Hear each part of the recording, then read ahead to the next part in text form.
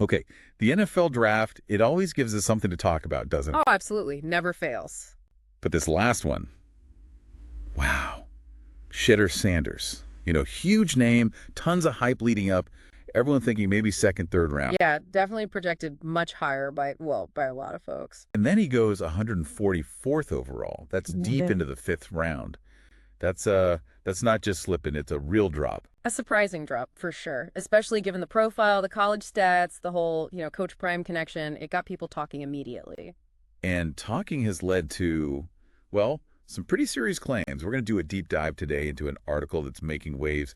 It's called The NFL's Collusion Against Shedeur Sanders and Coach Prime, and why it's time for fans to fight back. Right. It's a provocative title, and the argument inside is just as strong. So our mission here really is to unpack what this article is arguing. What's the logic? Yeah. Why are they claiming the NFL intentionally tanked Shedeur's draft stock, specifically as a shot against his dad, Deion Sanders? Let's get into it. Okay, so the article's main thrust, its central argument, it's definitely designed to grab your attention.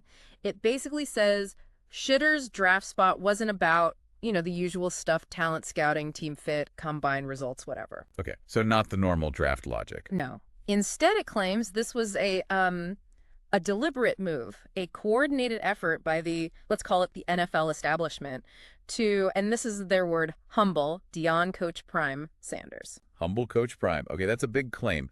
Why? What's the reasoning in the article? Why would the NFL allegedly want to do that? Well, the article lays out a few connected ideas.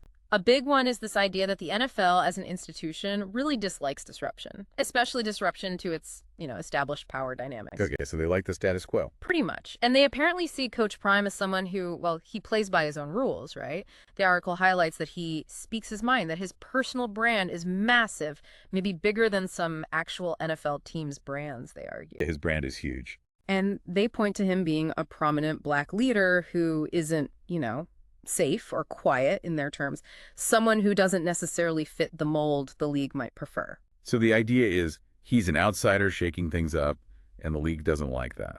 That's definitely a core part of the argument. The article suggests the NFL values control above almost everything else. And Shedeur, playing for his dad, someone who built his success outside the traditional NFL coaching pathway and maybe doesn't need the league's stamp of approval, represented a challenge to that control. A father-son duo operating kind of independently within the college sphere, potentially heading to the pros. Exactly. And the article even puts words to it, suggesting the NFL's message was basically, we're going to put you in your place. Wow, okay. So we will humble you. Yeah. That's intense. But the article must offer something to back this up, right? It can't just be speculation. How do they argue against the idea that maybe, just maybe, teams did have football reasons for letting him slide? Right. They definitely try to counter that. They point to Shedeur's actual performance. Over 3,500 passing yards, more than 30 touchdowns at Colorado. Pretty impressive numbers. All numbers, yeah. But here's the kicker they emphasize. He did that behind what the article calls the worst offensive line in major college football. Like, historically bad protection. Okay, so the argument is those numbers are despite the terrible circumstances, which makes them even more impressive. Precisely. That's the angle. They're saying, look what he did with almost no help up front. Imagine him with decent protection. Gotcha. What else do they bring up besides the stats and the O-line? They also really focus on his character. They describe him as having no off-field issues, being mature, polished, a team leader. They mention he's loved by coaches and teammates, basically trying to rule out any character concerns that sometimes affect draft stock. So, good stats, good character. And then there's the pedigree. Son of a Hall of Famer, Deion Sanders.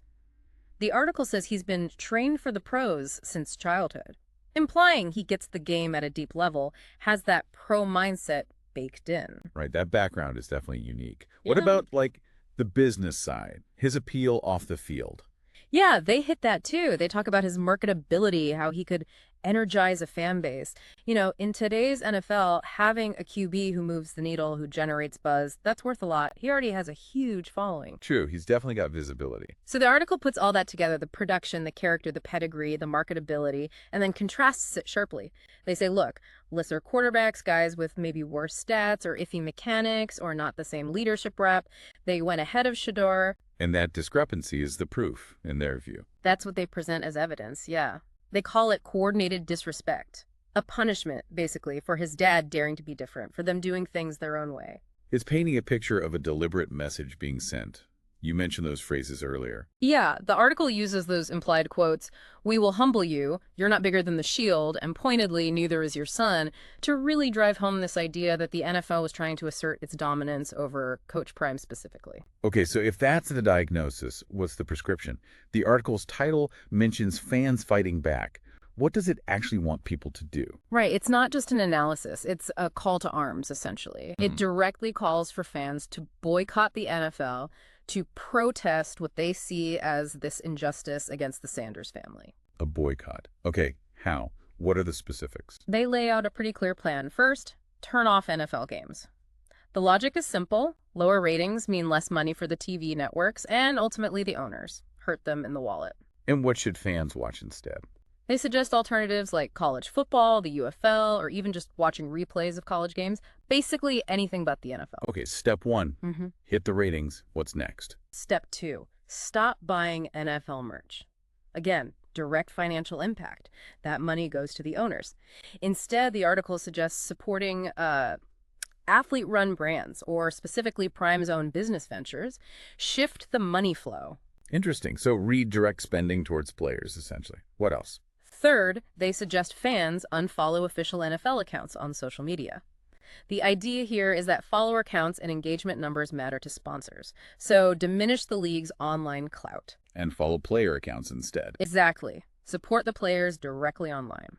Then fourth, they encourage fans to amplify the truth, basically. Use your own social media to spread this narrative that Shedeur was wronged, that this was collusion. Become part of the counter-narrative online. Yeah. And finally, they advocate for supporting player-led initiatives. Things like player foundations, their businesses, their media appearances, anything that operates outside the direct control of the NFL structure. Support Prime and Shedeur in their independent ventures. It's quite a multi-pronged strategy. TV, merch, social media, direct support. They seem to believe this can actually work. Oh, absolutely. The article argues that the NFL seriously miscalculated if they thought this move would diminish Coach Prime or make him back down. How so? They claim it's actually done the opposite, that this perceived slight has awakened a movement, that fans who admire Prime's approach are now fired up and ready to push back. So the alleged attempt to humble him actually energized his base. That's the argument. That the real power isn't with the league office or the owners, but with the millions of fans, their attention, their money. And if fans choose to withhold that support, the article believes they can force the NFL to listen. It really frames it as a battle for leverage between the institution and the fan base, inspired by a specific personality. Precisely. And the article wraps up by saying this whole situation, it's bigger than Shedeur. It's about the future, you know?